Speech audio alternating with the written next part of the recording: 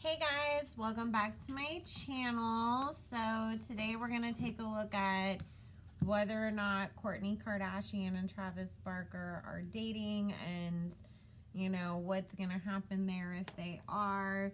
I know people were asking for this for a little while. Number one, I can only handle so much Kardashian energy at once, and I had just done a whole bunch of readings on them. And number two, you know, please and thank you never hurt anybody, because when people try to ask me in a demanding way to do something, I just ignore it.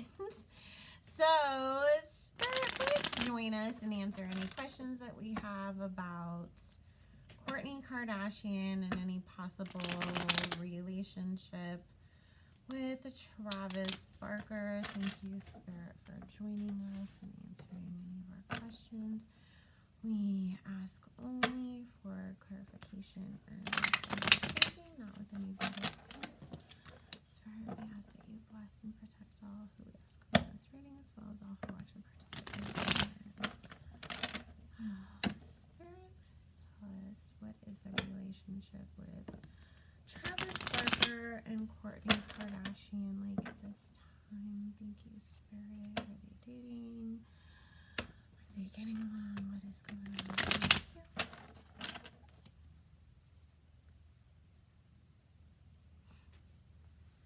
I know Kourtney is the least problematic, least exciting to look at, whatever you want to call her of the family, the more so-called normal one, but I've actually met Travis Barker a couple of times, and he was always so, like, down to earth and nice that I'm like, no, stay away from them.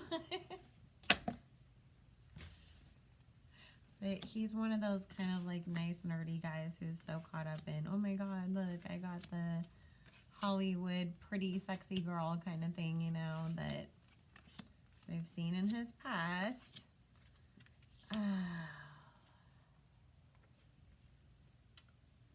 Okay, so I kind of hate to say this, but it's like Kourtney has been very aware of how, like, Travis has been, like, attracted to her or felt about her for a while. It's like he's been interested in her for quite a long time, and now it's like she's sort of taking advantage of it. I hate to say it, but I feel like there's a part of it that is about sort of getting Scott's attention or paying Scott back, because, you know, Kourtney kind of figured that after Scott was done with Sophia that he would just go back to sort of being her lapdog and following her around, is what Spirit is saying. So it's like, even though she, like, Kourtney kind of has this thing where it's like she loves, like, the idea of a guy like Scott always sort of wanting her to make up for what she perceives to be all the hurt and pain that he went, you know, put her through. So it's like, oh, like, it makes me feel good knowing that Scott wants me, that he's forever going to be in love with me, you know, to make up for all the shit he put me through.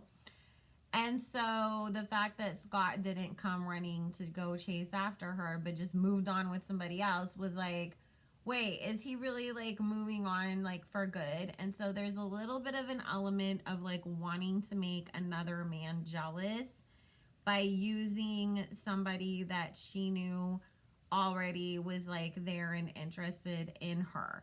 So I don't actually get this turning into, like, a really serious, like, long-term relationship. Right now, Travis is feeling, you know, like, oh, like, I won some prize or whatever. But there's this Wheel of Fortune here with the 5 of Swords and 7 of Swords. Of it, the more that he gets involved with Kourtney, or the more that he starts to feel like, oh, like, you know, this is building into a relationship, she's gonna show him things that's gonna make him be really kind of like, what did I get myself into? With this 8 of Coins and 2, and the Priestess, the High Priestess, it's like, And then we have the Five of Cups. It's really a whole bunch of like having to take a deep, hard look at this connection and seeing maybe this person wasn't as serious as I thought that they were, or maybe we just don't vibe as well as I thought we were going to, that we can build something long term.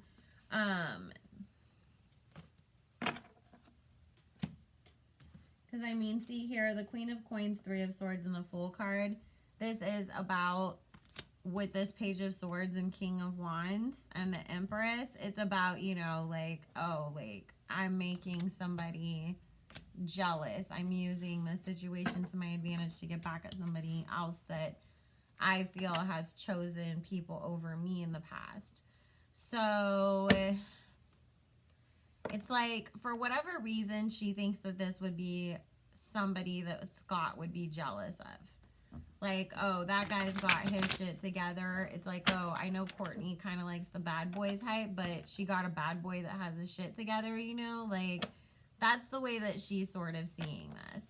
Spirit, is this actually going to turn into a relationship? Thank you. And I think that Kourtney, this is just, you know, my psychic opinion of this. I feel like Kourtney does still love Scott. I think it's just that she has not forgiven him for what happened in the past. And so until she does, she's not going to actually like give him the second chance that she truly actually wants to.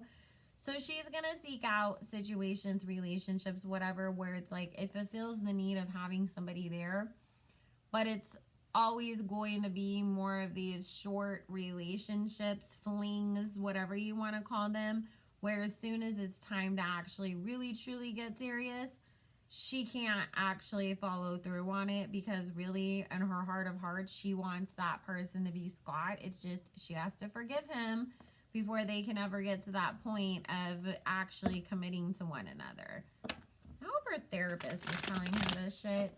Because I know that she has been open about, you know, being in therapy. So, Spirit, where's this relationship between her and Travis going to go? Thank you.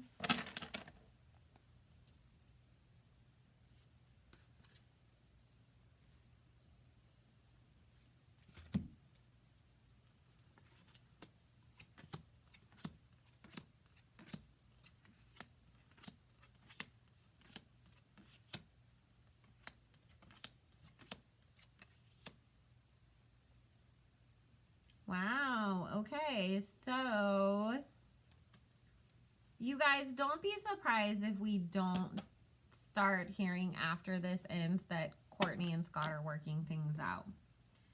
Because this is like very interesting.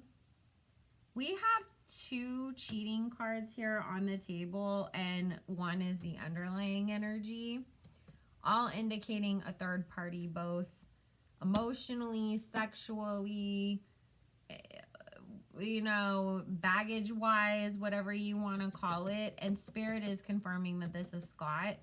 So it's like emotionally, you know, it's that third party interference of I'm still emotionally connected to somebody else even though I'm dating somebody new, all the way to her and Scott are actually going to end up like messing around. I feel like she'll stop him and they won't have sex, but they're definitely going to make out. And that is going to be a big part of where Kourtney actually ends up deciding that she's done with the situation with Travis. And as she's moving on, here comes Scott, because she has actually accomplished what she wanted. Knight of Swords, Eight of Wands, and the Lover's card, and Scott coming back to her because she was able to manipulate the situation, make him jealous enough to come back. So Travis, he is going to end up hurt in this situation. And it's like funny because depending on, Spirit is saying, depending on where Scott's at in his life and where Kourtney is at, either they will make it work this time, or they'll end up doing their weird shit that they always do, where it's like, are we together? Are we not? Are we getting back together? Are we not? Because both of them still will have their commitment issues. It's just, is this going to wake them up both up enough to deal with their commitment issues? Because both of them have commitment issues, not just Scott. Both of them do. So, God. Because see, it's here, Queen of Coins, Three of Swords, Ten of Coins, Two of Coins, Three of Cups. Kourtney has to make a decision, and she's making the decision of the third party. After she's, already cheated, she's choosing the person that she has cheated with. Right now, Nine of Cups, the Devil card, Five of Swords, Seven of Wands, Seven of Swords. It's about, I got into this thinking it was an emotional distraction. It was something that was going to make somebody else, like, wake up and cause them to be jealous, And obviously, it's not going to end well, because there is going to be, fighting, arguing, somebody getting their feelings hurt, and two people, being the cause of that. But the underlying energy here is the Four of Swords, the Tower, and the Three of Coins, not knowing what you got yourself into, and a third party causing the reason for your Tower card moment. I mean, that's the thing about these Kardashian women. They don't really care about the men that they hurt. They just use them, and, whether they're using them to literally suck up all their energy like vampires, like Kimberly, or they're working out their daddy issues on them, like Khloe. Or like Kourtney, you're so scared of being your mother that you don't want to commit to anybody, but yet you seek out people who are like your mom, and you're like your mom, and you're working out your mommy issues in your relationships. And Kylie's working out her ugly duckling issues, and Kendall just needs to come out of the closet already. So there, we've solved all of their psychological crises, and they can go to their psychiatrist now and be like, Psychic Bella said this is what's wrong with me, so what do we do now? I'm sorry, you guys. It's just, I have been working all day long, and when I get to this, like, little point, I get silly. So, anyways, I mean, obviously, this isn't going to last for very long or become something big. Her and Scott just really need to both get their heads out of their asses, go to therapy and fix themselves, and just work it out finally, because they both want each other. They're just broken, and they can't get it together and get on the same page at the same time. So anyways, guys, if you want to book your own personal and private reading with me, all my information is in the description box below. Use coupon code Barbie, all in caps, to get 25% off.